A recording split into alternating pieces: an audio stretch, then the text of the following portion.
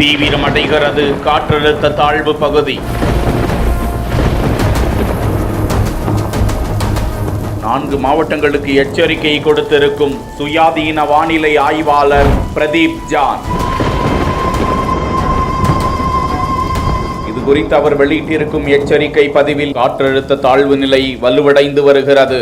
மேகங்களை கவனியுங்கள்.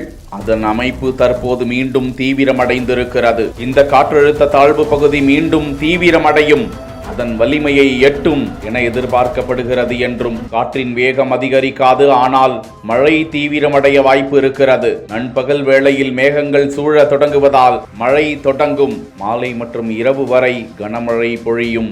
29 முதல் 30ஆம் தேதி வரை சென்னை, காஞ்சிபுரம், திருவள்ளூர், செங்கல்பட்டு முதல் மரக்காணம் வரையிலான கடலோர பகுதிகளில் மிக கனமழை தீவிரமடைய வாய்ப்பு இருப்பதாக, குறிப்பாக 30ஆம் தேதி சென்னை, செங்கல்பட்டு, காஞ்சிபுரம், திருவள்ளூர் பகுதிகளில் மழை குறித்த கண்காணிப்பு தேவை. இந்த மழை தீவிரம் குறித்து வானிலை ஆய்வு மையம் என்ன சொல்கிறது என்று பார்ப்போம் என பிரதீப் ஜான் தகவலை பகிர்ந்திருப்பது குறிப்பிடத்தக்கது.